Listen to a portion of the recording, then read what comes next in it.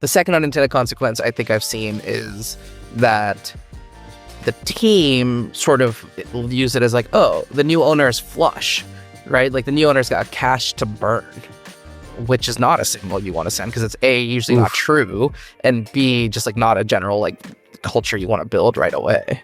If you're trying to retain a key employee, you really need to convince them to give you a chance to prove to them that you are worth following, right? And that's not actually a money solve, that's like a hearts and minds solve. Many times, most times, sellers will take some of their proceeds and set them aside and give them out as thank you gifts to their team. It's a thank you, but it's also, hey, like I promised the seller that, you know, the team he is buying is here for the long run. I'm not saying you have to stick around for 10 years, but I am asking you to stay around for a year. All right, welcome back to The Intentional Owner. I see you've sort of improved your recording setting. I've worsened mine, so we're kind of moving in opposite directions here. Well, that's not true. You have a Peloton in your background. That's true. That's part of how that's for intimidation purposes about how I'm going to eventually win in the activity competition. Do you want to know how intimidated I feel right now? You should feel, but I would like to know. I will say you did crush me last week in the activity competition. I just figured out how to hack our scoring system. That's all. But I think like walking around 18 like once a week that's a lot. That's like not a small undertaking. So it's a lot. That doesn't seem like a hack. That's just like that's just you did the work. Thank you for calling it with the work, because I would suggest that my wife wouldn't consider it the same, but fair. I'll take your definition instead. Okay, but here's the one potential issue I've noticed with this is, so like on Sunday, I was going to play golf on Sunday. I wasn't feeling that well, so I was sort of like, maybe I just like sleep in today.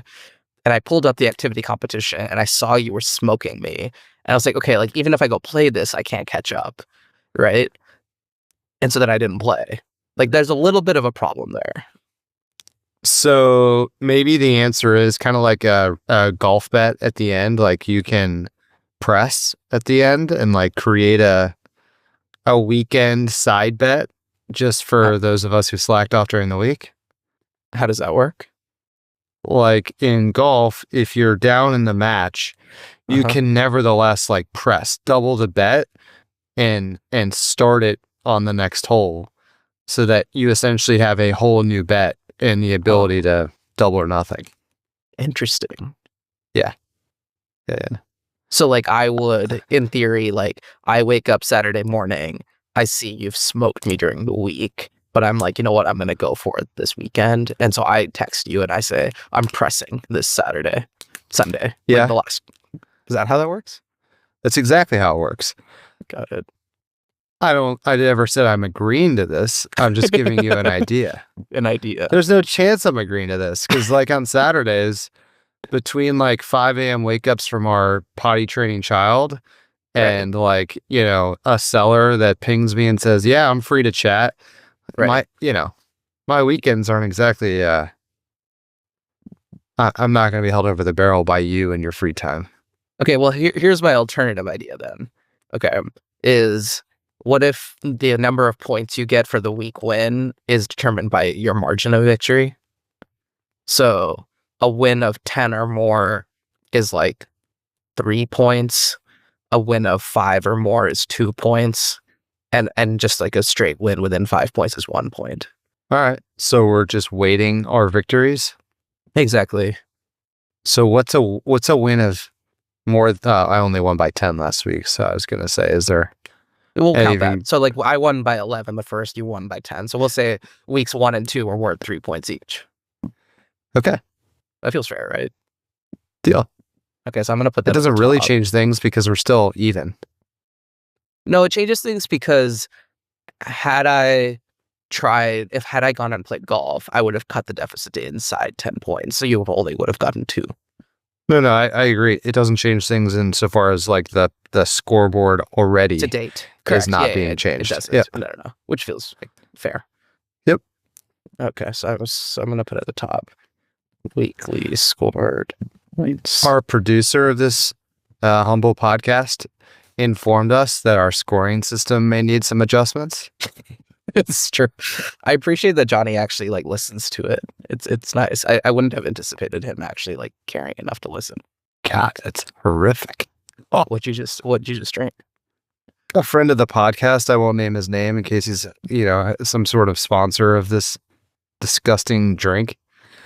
But he gave me this sample of an energy drink and said, take it around 2 or 3 o'clock. It'll change your life. I guess we'll find out. I'm not sure that's going to change much of anything based on how awful it tastes. Are you a big energy drink guy? I'm like consistently shocked at how much our team drinks energy drinks. No, generally a coffee guy. Yeah, I drink coffee too. Every morning though, most of our guys will drink a Celsius. It's crazy. Yeah. It's like the Celsius and Zen like breakfast. Breakfast of champions. I wanted to chat a little bit about first 90 days post-acquisition, either as a new deal or as an add-on. Like we both have experience both on new deals and in add-on, situations. And obviously for folks that are listening that are still searching, like those first 90 days as a new operator are pretty important. So I was curious, just high level, like when somebody, I'm sure searchers have asked you this question, right? Like, how would you approach the first 90 days? Like, what's your like generic advice? My generic advice is, one, make sure you have your checklist ready. And like I tend to manage, some people have like a closing checklist. Some people have a transition checklist. I have like one single running checklist and it just evolves over time. And especially if you're doing an asset deal. So, for those of us who know the difference between a stock purchase and an asset purchase, in the case of an asset deal, which is the more common structure, you quite literally have to convert all of the bank accounts, QuickBooks, softwares, social media accounts, payroll, everything from quite literally the old entity and old FEIN to new entity and FEIN. So in the case of an asset deal, the generic advice is like very much come in with the checklist and go like ham the first week and get all that updated so that you get past any hiccups like I couldn't run payroll because I didn't collect, let me get this right, W-4s and I-9s and uploaded them. So tactical stuff like that, that's less interesting. I think most people understand that fight that's coming up. The one that's more interesting is, how do you approach communicating the transaction to the team that you acquired and potentially any other third parties like customers? Mm-hmm. So I'll flip it back to you. What's your generic approach to the non-tactical piece? Yeah, no, I mean, I wanted to talk about this because one of the search deals I'm invested in, they just closed an add-on acquisition. And the searcher asked me, for, hey, like, what's your template email for when you announce an add-on? And I was like, okay, I'll forward you the email I've got when I did my first add-on, but I don't know that like this is the way to do it. So I was curious to hear your thoughts. But the way we did it when we acquired an add-on last year is we had the seller of that business write a letter basically to the customers, and sort of announce her retirement, tell them a little bit about Bluma, like the company, acquiring the business, sort of confirm that all of her team has been, hired over. And at the end, we did a little bit of a call to action where we said, if you want me to come look at your trees, I'll still be transitioning for about 60 days. So please call soon. And KD, the owner of Bluma, has agreed to honor our pricing for the next 60 days. And so that created a little bit of a like, come call us and like actually like get your trees checked out one last time by the old seller.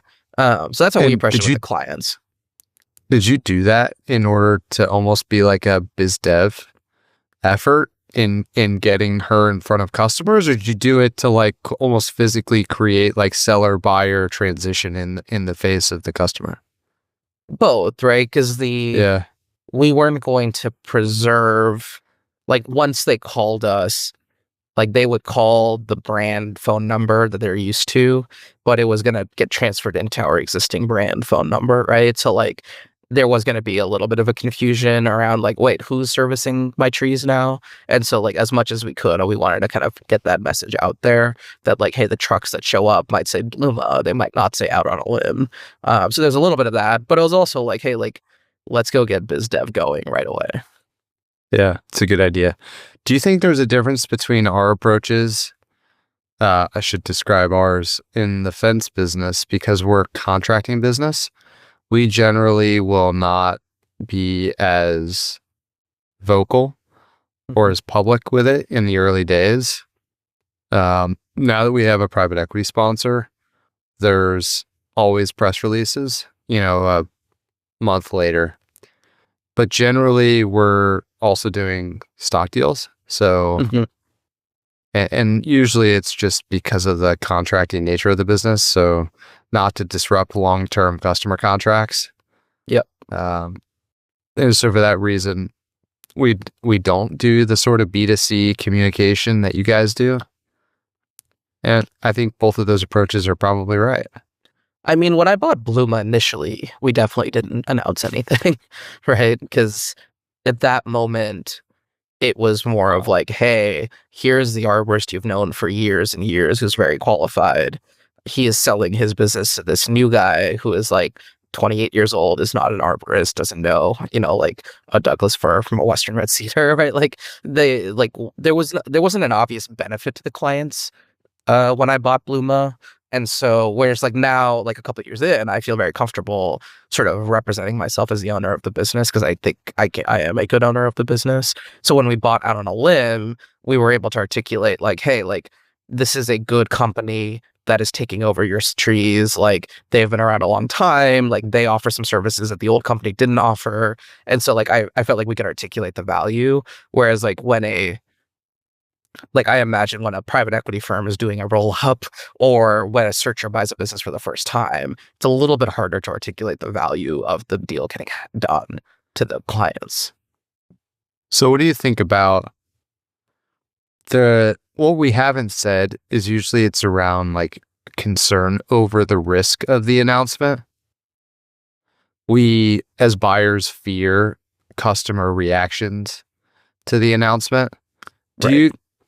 I'm sort of like wondering if that's truly the case. Do we sometimes fear the public announcement because we fear the fallout from customers and team, and we want to control the narrative? And when we're new to the business and new to the industry, we really fear the ability to control the narrative and the fallout.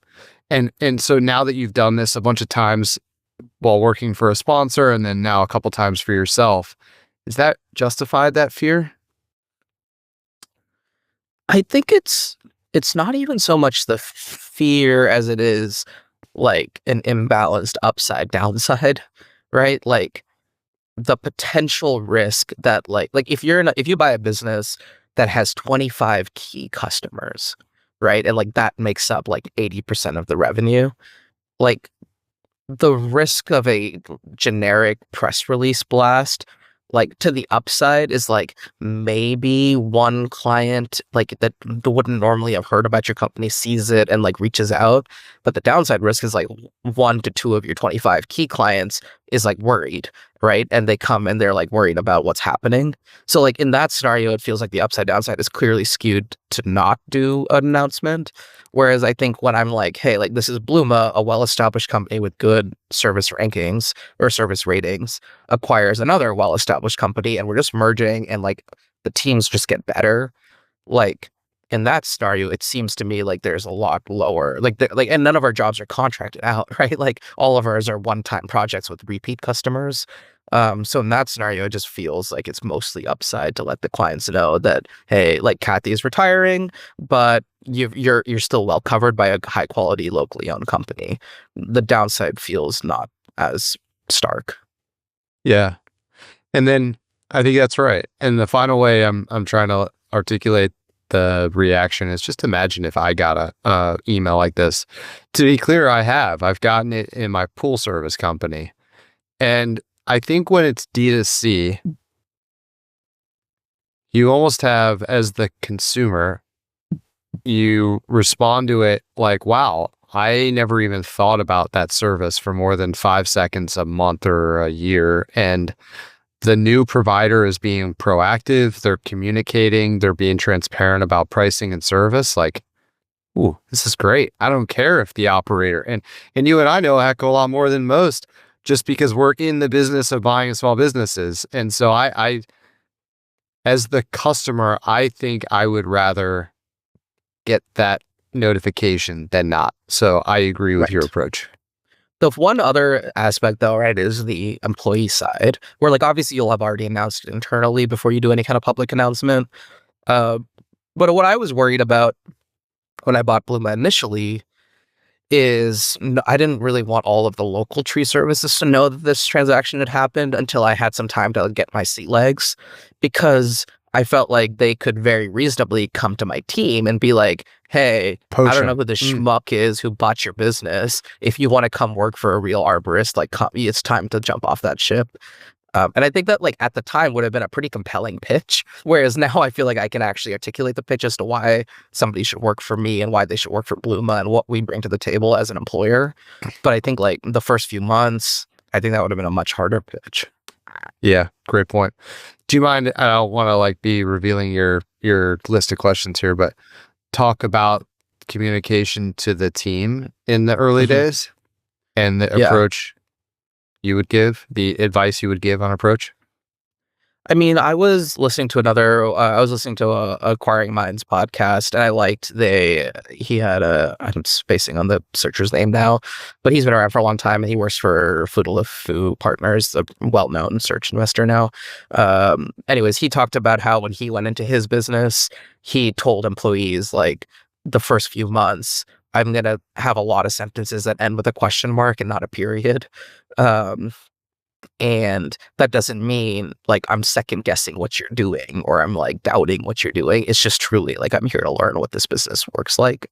Ooh, like that. So I like that, right? Because even if you think it's obvious that as a new owner, your role is to learn the business to start, it's not necessarily obvious to the team that you're an owner who thinks like that, right? Like you could also just be an owner who shows up and is going to start shaking things up right away, breaking glass. Like the employees have no way of knowing without you telling them what kind of owner you intend to be.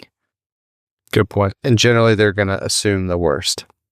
Totally. And I mean, like, why wouldn't you, right? Like, it's your job, it's your career. It's like you suddenly work for somebody you didn't agree to work for in the first place, right? Like, it is, you don't get the benefit of the doubt generally as the buyer of the business unless you show why you deserve it. Yeah. I think it is helpful if you come in and you, in fact, are able to improve benefits in any way and point to things that will change for the better and then actually deliver those in the short run. I do worry about like making longer term promises early on because there's a lot that could go wrong in making those promises.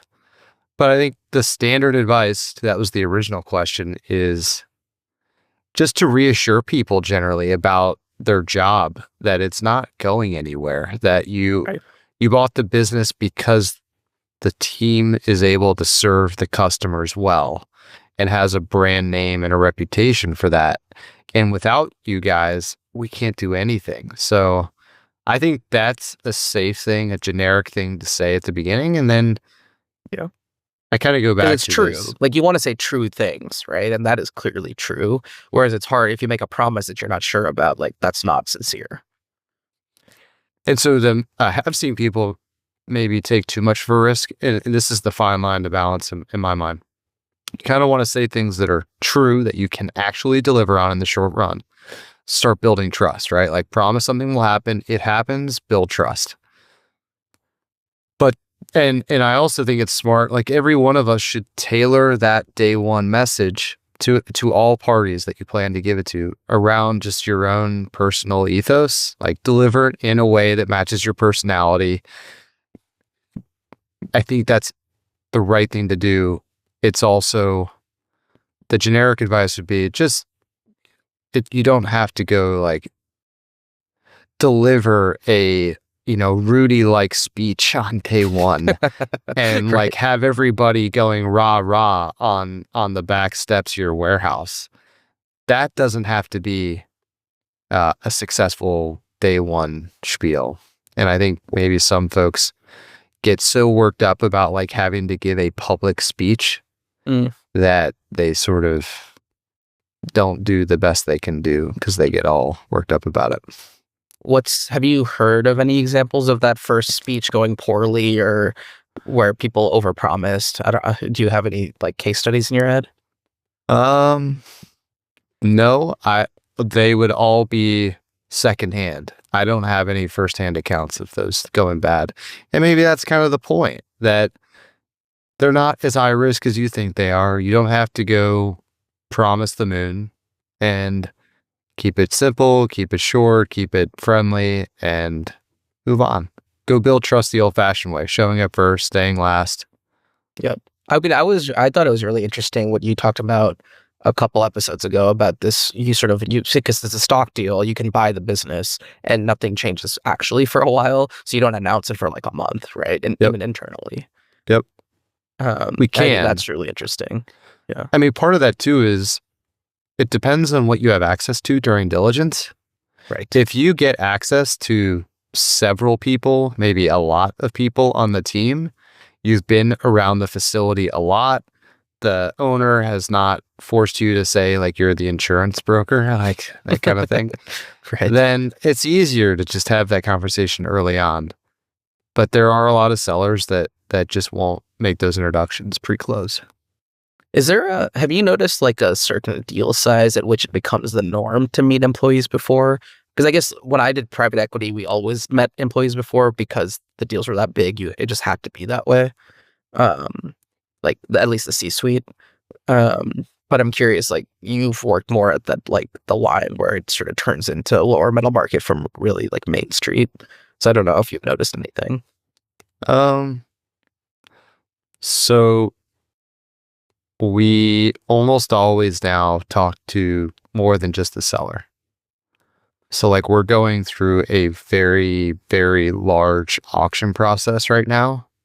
Mm-hmm. And what's interesting is we've only met 3 people in the business, just the sellers. And we're okay with that. To be clear, it's pre-LOI right now. Right. And then I would say the bigger the business, you might see more people, but they're going to be the highest level managers of the business. Mm-hmm. And you generally won't go any further down. On direct deals or maybe really small deals, I think it's just what we're comfortable with, and what the seller is comfortable with.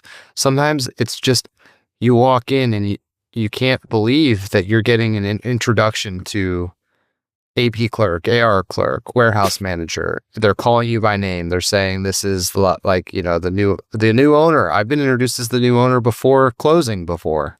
Wow. That's wild. Yeah, so I guess long story short, I don't think there is a one certain way.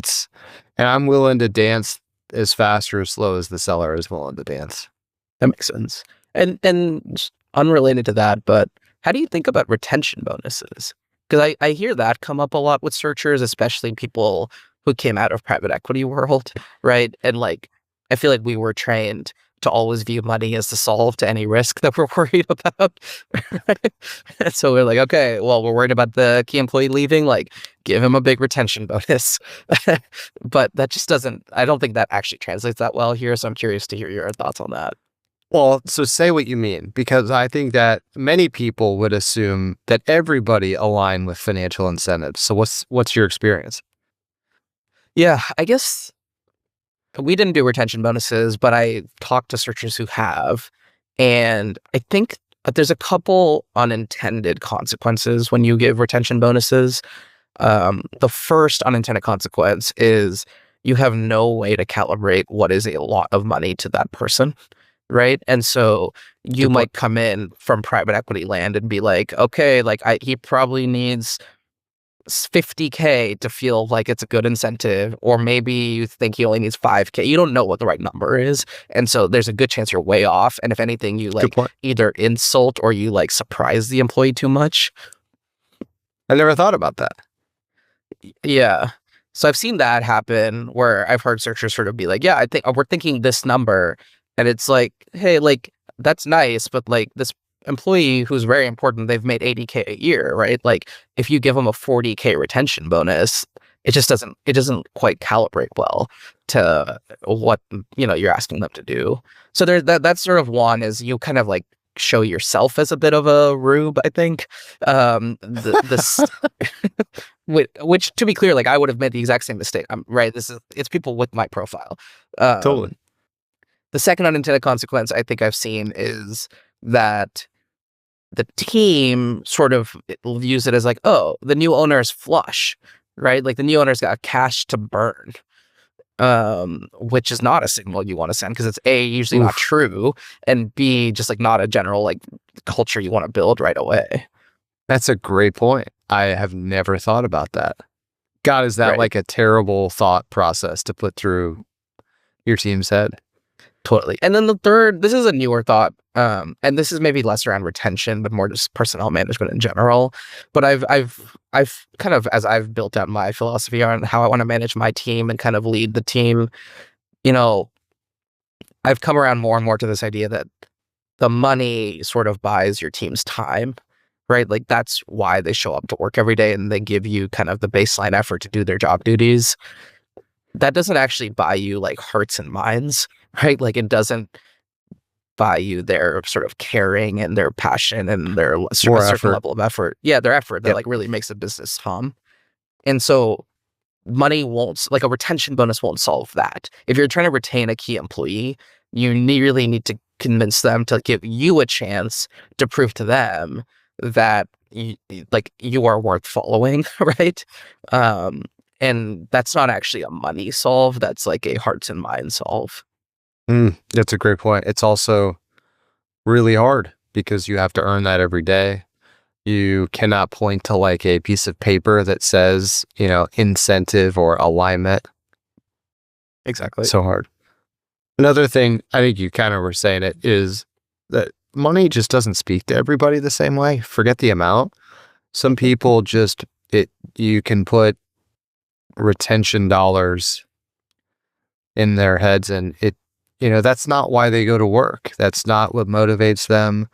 Their routine, their peace of mind or stability of mind, lack of pressure, contentedness, those things drive their decision to stay at work, stay at your place of work.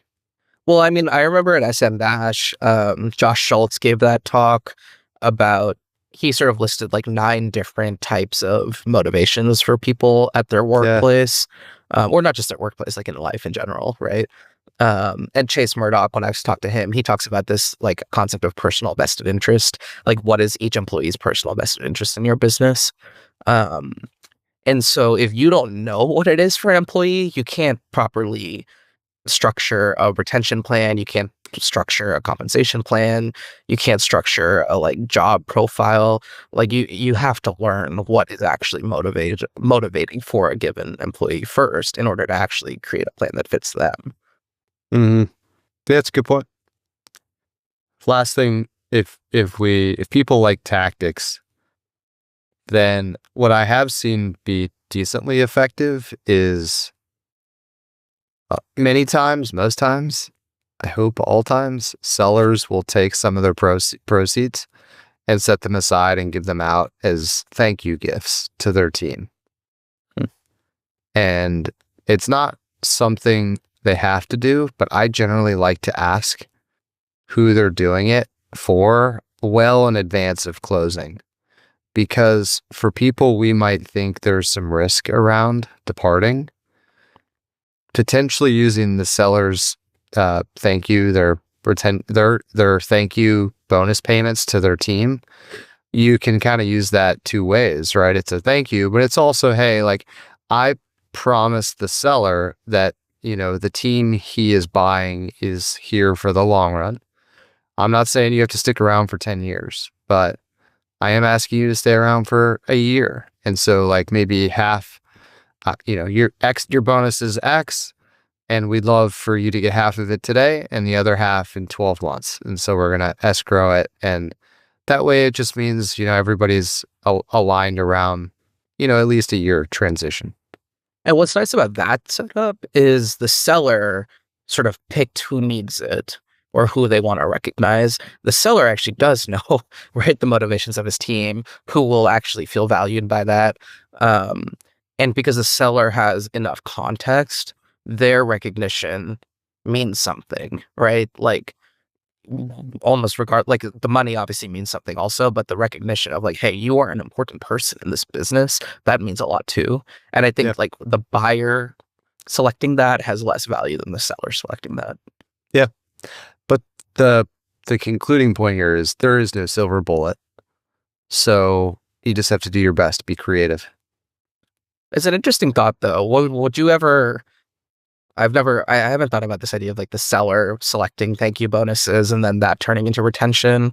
Like, would you ever go to a seller and say, hey, like, we're going to carve out a 25K or a 50K bucket, like that we are bringing to the table, and they're going to be, retention bonuses, but we want you to tell us how you would allocate them and how you would present them? No, I haven't. It's a good point though. I have matched those thank you bonuses to be the retention component. Oh, nice. Okay. That's interesting. So, there's a lot of ways to skin these cats. It's kind of wild. A lot of ways. And you can't go into any particular deal with a formula. Right. So how do you feel about sellers? And I'm sure you've seen this. I've definitely seen this. Like sometimes you go into a deal and you meet a seller for the first time and it's clear they do not care about their team at all. Right. Like you start to go into the talk track of like, hey, like we're going to retain people. We want them to have a smooth transition because like we care about that. And the seller is immediately like, sure, what's the number? Exactly. Or the one that is even tougher is, so let's say you're buying a business for a very big sum of money. And the bonuses, the thank you bonuses to their team for long tenured, career long teammates are like minuscule peanuts. Yeah. And it's just cringy. It also makes you wonder, like, has that behavior infiltrated the business in ways you haven't been able to observe and diligence? Right. So it's a pickle. No, I would view that as a risk for sure. It's the same way I was talking to a searcher the other day about what do you do if the seller tells you like, oh yeah, like that's my P&L, but I've got 200K of cash business, right? That's off the books. Like, do you underwrite that as like, hey, I should pay more then because there's more P&L, or do you pay less because you're like, oh, this guy's willing to cut corners in this way? Exactly. I actually take it as like a net con. Yeah, I do too. And you can kind of stand behind, reasons like, hey, look, we can only underwrite the tax returns because that's what our lender is going to do. So, okay. Well, one sort of related thought to this transition is, and again, this is sort of self-serving because these are things I've noticed, and I'm curious if you have as well. But I really felt like the business, like Blue Mud Tree Experts, became my business 2.5 years into it. Right. I think the first couple of years, it really felt like I was still sort of taking over somebody else's business and figuring out what my standards are and what my principles are. And it really was only 2.5 years in where it's like, oh, this is actually my business. And if people have thoughts about it, like I feel like I'm the owner. I don't know. I don't know how to articulate that exactly. But do you know what I'm talking about? I sure do. But to be clear, I probably don't feel it nearly to the extent you do. Because one, it's been a while since I was the day-to-day operator. And so I think that a little bit of distance creates a different dynamic. And two, I have every one of the businesses in the fence company, save for 2, I believe. The sellers continue to run it. And so totally. It doesn't feel all that different other than like we put our stamp on it and right. We have it, we do it the fence company way, I'll call it. But yeah, so like, why did that happen? Like, what was it? Was there a turning point or just sort of like, a certain point at which it was just like an aha and not like a celebratory event, but maybe a certain amount of smoothness or calmness? Well, so there was this strange issue that we've managed through all, like, it's a constant issue in tree care specifically, which is how do you define what good tree pruning is? Tree pruning is pretty hard to kind of articulate into a very clear set of standards. There are industry standards, there are like various bodies of arborists that have come up with ways to say it. There's a group in Seattle that has very strong views about it.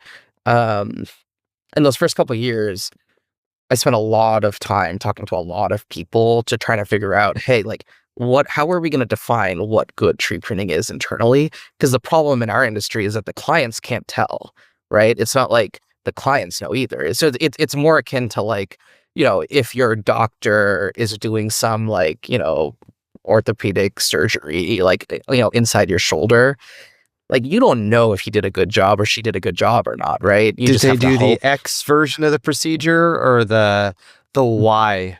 Exactly. And I hope that the medical field has figured this out. I don't know, but the arborist field certainly has not. Is the short answer. And so I think those first couple of years, I was really looking outside of the business to try to find third-party standards that I could use.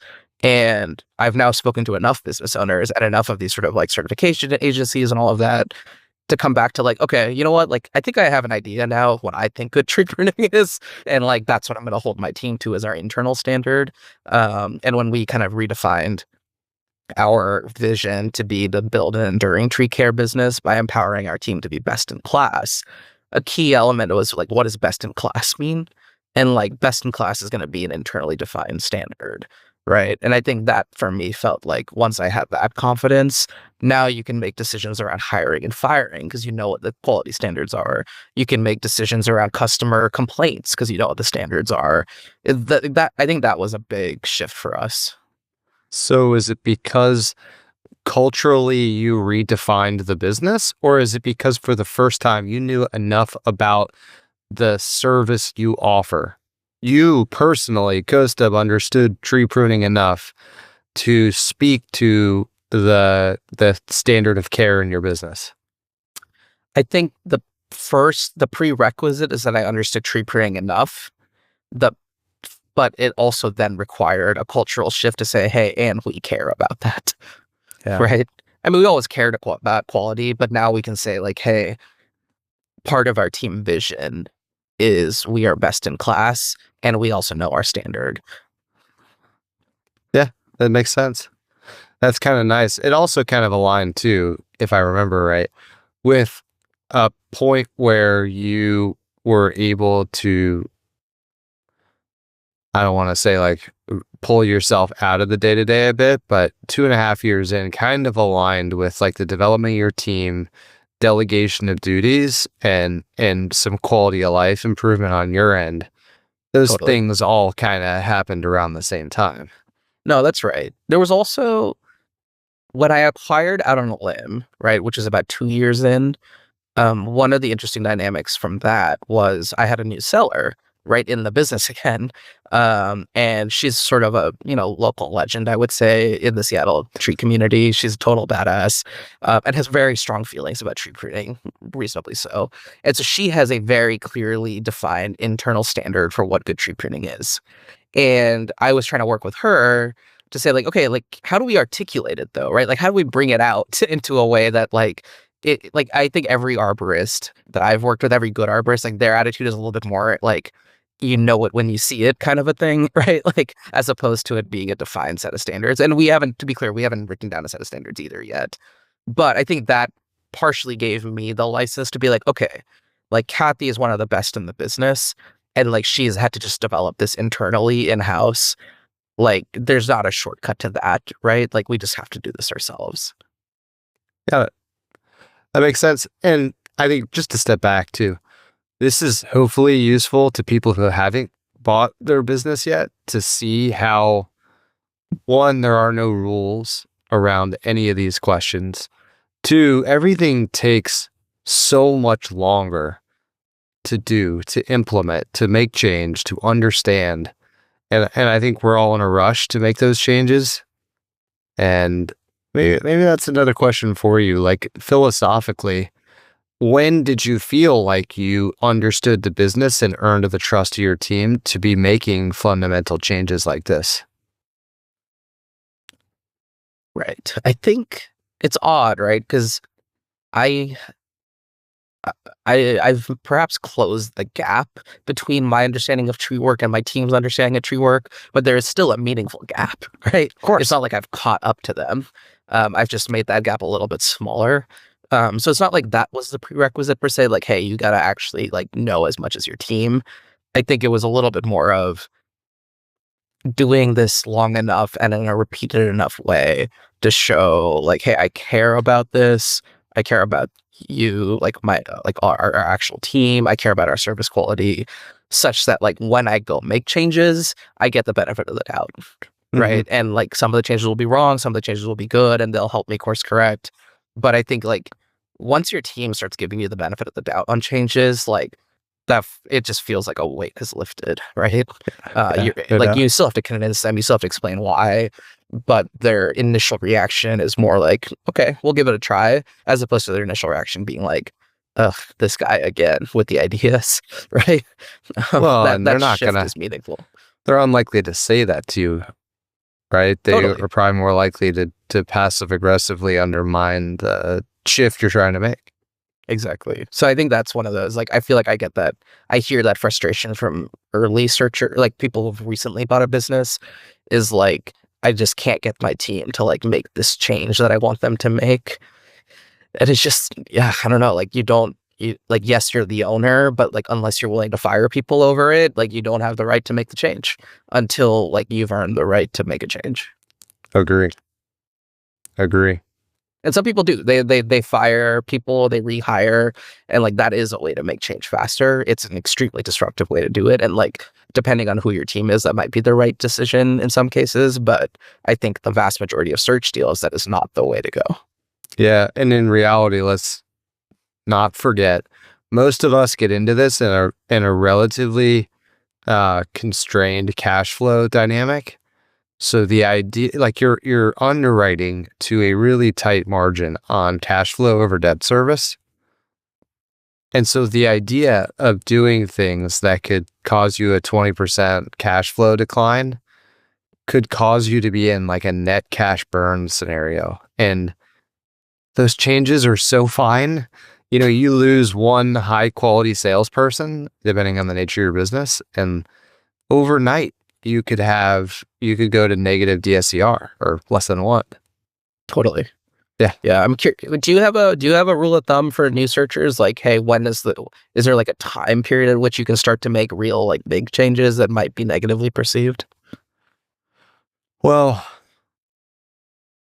yeah. So the funny thing is, over the years, you hear the recommendation, the standard guidance, just don't break anything, take your time.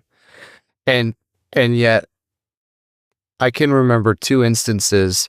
One was back when we owned the dumpster business, and we decided to completely rip out all of our websites. We were essentially a digital marketing business that our service just happened to be renting dumpsters to people. Right. And I remember we overhauled all of our web dev and all of our PPC campaigns. And like the sheer terror of doing that. And so like at a certain point, it comes down to what's your personal risk tolerance. And on that business, we were under levered. First of all, it was our first one. So we were young. We had, I would call it limited personal balance sheet, to be generous. When you're young, you're relatively less fearful of the outcomes. And we didn't have like crazy tight cash flow dynamics. So, in hindsight, was it the right move? I don't know. It worked okay. At first, it was scary. It worked okay. I saw it in another business that I'm a partner of. I don't run it. And the decision in hindsight was the right decision. A line of business it was offering was actually losing money. And so the owner pulled out of that line of business like overnight. In hindsight, that was a gutsy move to do that because we didn't have a backlog to fill it at the time. Right. And there was a lot of leverage on that business. So here we are. Like, if you were to ask the question, like, how fast do you go rip the Band-Aid off on big decisions like that? I honestly don't know how to answer it. It's Right. so case by case. The person that owns the risk is the only person who should be answering that question. And it's not me or you. That's right. How fast after the dumpster acquisition did you do the web dev redo? It's been a while now. Starting to be a long while ago. We bought in the summer, and I think we ripped the cord in the fall. So 3, 4, So pretty 5 fast. months. Wow. Yeah. Yeah, for sure. That's intense. Yeah, no doubt. Was the operator who did the close the line of business, was he or she like an experienced operator, or were they kind of coming out of finance world? Nope, neither out of finance nor like highly experienced in the industry or in SMB ops. A little bit, but not a ton. And I think what caused the conviction to be strong enough to rip the Band-Aid was by producing the product. I'm trying to keep it like confidential. Try not to give people's stories away. By making the product and selling it to that customer, that group of customers, they were losing money. They were like, gross margin was negative. And so the idea of just stopping making that product for that set of customers, you would have more money in the bank at the end of every month, all things being equal. It was an absolute no-brainer. Right. Yeah, that makes sense. Yeah, because I've wondered if, like, obviously I was a extremely inexperienced operator. And so, and now even just 3 years in, I think my willingness to like make a big change early in an acquisition is much higher than it was then, even though my risk tolerance is lower than it was 3 years ago. But I've had more confidence in my experience now than I had 3 years ago. So that's what I'm curious how much this differs based on somebody coming in with deep, like 10 plus years operating in any industry, right? Just being able to show up on day one and be like, hey, like, this is not how this should look.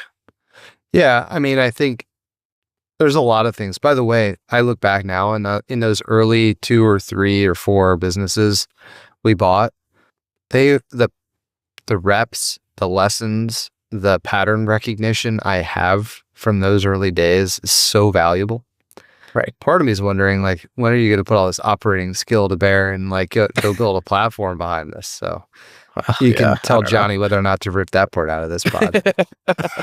You can leave it in. Well, so I did just set up a new LLC this week, which will be for now, it's for all my kind of content, and like, and more like investing side.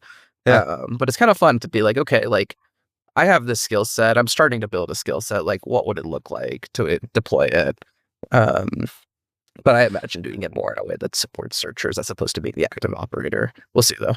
So even I can tell, because every year you come to SM Bash now and you talk about your experience. In the last 2 years, it's been like an evolving topic on sort of KPIs and financial reporting. But I think what's probably developing behind the scenes that maybe you don't see every day is like your intuition on things is probably super powerful. Whereas like I would need to come and understand what a KPI means, how to track it, what is an outlier in that daily performance of that KPI, what's normal, when do you raise the antenna, when do you just, move on? All of those things now, like you probably just have instant. You start to build the muscle. Yeah. And could you imagine doing this for 10 years? And then have reps doing all sorts of different things like additional add-ons, moving facility, new lines of business, decisions like, buy versus lease versus finance your vehicles, and the 1,000 different versions of that same question. Yeah, it just feels like you get, as you start to repeat the same question, the same problem, you just get so much faster at it. It's pretty wild. Can I throw something out there way off topic? Sure. All right. So I'm just starting to see that the skill, like when you're in private equity or in the investor seat, there's like this reference to the operators, right? Like they have like this tag, this name badge that says Exactly. operator. Yep. And it's not well articulated what that skill set means. Mm-hmm. But now that I get to see more reps and recognize patterns, like the intuition and the skill, because there is actual skill to being an operator, and intuition and pattern recognition that you can bring to bear. I think it's one of the understated benefits of buying a small business at a young age. And because where else do you get the experience of all of the things you've learned to do over the last 3 years? Where else could you possibly get that experience? I mean, what's interesting about that is that was one of the key sort of professional interests in leaving private equity. For me, was I saw a couple deals that went really well because the operator of the business did really well. It was total management execution. I didn't really like the underlying fundamentals of those businesses. And my takeaway from that was, okay, like I like investing. I think investing is a really fun, interesting career. But this is a weird blind spot for me, is like I can't tell the difference between good operators and not good operators. And I didn't know how to go figure that out without just trying to learn to be an operator myself for a bit. And so now, I mean, look, it's only been 3 years. There's years and years to go. But I do already feel, when I talk to searchers, I have a much better even gut sense of, hey, like, this person kind of gets it. You know, like she could go into this business and really move the needle versus like this person doesn't get it. Okay, so I don't know. I'm not going to put you on the spot and ask if you're ever going to go back to the investor seat the way you were, but you're in the investor seat now. Insofar as you hear from self-funded searchers and you make some investments in their deals, do you think having been an operator for 3 years now has made you better able to assess an operator ahead of them getting in the seat? I think so. I mean, I guess we'll find out over the long term, but my sense is yes, especially in the search world, because in the search world, it's this combo of the person bringing the deal, structuring the deal is also the person who has to run the business, which is different in private equity, right? Because you have sort of the deal side team and you have the operator side team, and those are different entities or different people rather. And so, because I'd always had a strong sense of, is this a good deal or not? I feel like getting to marry that with the sense of, do I think this is the right operator for this deal? My sense is I can gauge that much better now than I could 3 years ago. So without giving away like your secrets, what are the, let's call it, instead of the questions you ask, what are the concepts you're looking to assess to determine if they're going to be successful in the specific business and industry they're buying? Yeah. I think there's a couple that are, I don't know if they're traits or concepts, but I think one of the ways I like to see, and this might just be pattern recognition, you know, for myself even, but I really like when I talk to a searcher and I see that they have a structured way that they think about how their business makes money or how their business operates, right? Or how the deal is going to work. Somebody who can really articulate a clear-eyed vision of what the business even does in, you know, without like a 15-minute ramble, like that to me represents somebody who can kind of understand what's going on, actually wrap their arms around it and articulate it, you know, in a cogent, you know, concise way. Like that is a communicator that I think you need that communication skill to lead well. So almost like the ability to articulate their analysis of the business and the industry and the economics, Right. Is a proxy for the ability to articulate to their people and lead them. Yeah, because like being a business leader is less of a IQ game than it is an EQ 100%. game, right? And so like if you can get a deal done in small business world, like you've got the horsepower, right? That the prerequisite horsepower to like run the business from a just like get it done perspective. It's more of the like, do you have the ability to understand your team? Do you have the ability to actually articulate what you want to your team? And so like when I'm an investor listening to a searcher pitch their deal, like that's where I'm sort of putting my head in, is like if I were an employee of this person in the future? Is that like would I have confidence in them? It's a good point. It's really tough. It's funny. You feel like you have more of a skill there now to assess that. I don't think I feel that way. I think I don't know. I guess I'm thinking it's a tough. I guess there's like folks that I speak to now where when I hear them talk about the deal that they are presenting, it's it feels like I can read into it that they're more excited about the deal than they are about running a business. Aha. Uh-huh. That's Right? a different question. Right. And or not even excited necessarily, but like they've thought more about the deal than they've thought about running the business. Um, and obviously, like you can't expect a searcher to have all the answers, right, on like how they're going to run their business or anything like that. But the sense I have is that searchers who have like put themselves, they've like done a little bit of a fast forward and tried to put themselves in the shoes of what it's going to be like to run this business day to day, right? Like that type of forward thinking and that type of structured thinking to me is sort of a little bit of the difference, right? Of like, hey, like when are you going to go to work every day? Like when, who's going to report to you? Like and to be clear, like I don't think I did any of this before I bought my business, but I don't think I was a very good operator when I bought my business either. Um, and so I'm not saying this is like a prerequisite, but I do think it's a way to differentiate between somebody who I think will perform well out the gate versus who might need a lot more of a training curve. Yeah. And to your point too, there's a learning curve to becoming a better operator just because most people have never done it. And Totally. I just think it's in a way for most people get into this and they want to burn the boats and never go back to a corporate career again. But if you think about it, you can realistically have 5 years experience as an owner and an operator of a small business. And I can't fathom a better thing on a resume if you ever had to go back. But just imagine like somebody like you acquires and runs a company like Bluma, does add-ons, makes transformational shifts in the business. Ultimately that skill set you're developing is going to be highly valuable to companies and people around the country. Yeah. Okay. So I think that's correct on paper. I was chatting with a friend recently who he started up his own small business, grew it to multiple units, like kind of a retail concept, did a really nice job. He ended up selling it to his business partner and he exited. And he said like the challenge he's been running into is that really, really good experience. Like if he wants to go into big corporate world now and kind of manage retail there, the people who are hiring you would never have taken that risk. And so they can't quite value what you did. They don't understand it.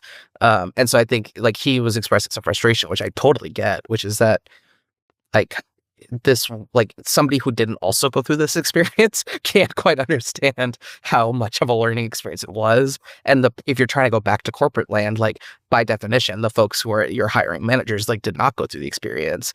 And like from even just like a CYA perspective for them, like you're going to be a higher risk hire than somebody who's done the 10 years in corporate land. And in reality, the successful entrepreneur is a red flag. That's incredible. Yeah. Incredible. I think that's true. But anyways, and yet, hopefully I don't have to test that market.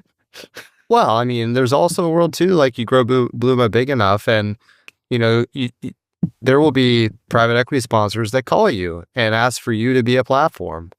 And yet, is that a job you want? And that's interesting. That could be highly rewarding, broadly defined, but it's a different job. Anyway, besides the point. Yeah. I mean, I know that's your job sort of in a way now, but like having worked at a private equity firm and having chosen not to work at a private equity firm, the job I definitely don't want is to be the CEO of a private equity firm portfolio company.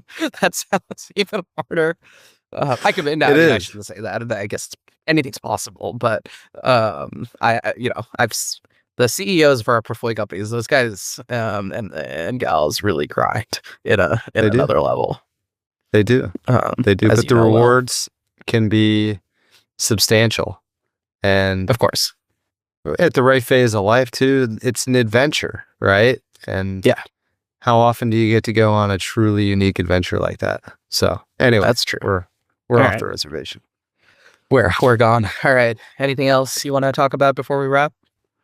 Nope. I think we will shortly announce our guest for where we are going to add guests to our pod every third week, which I think we mentioned last week. And we are also, I think we mentioned before, but just to highlight, we're going to switch the cadence of our publishing to an every other week cadence because Kaustubh has a really hard job and it's really hard to get him to, find an hour at a time.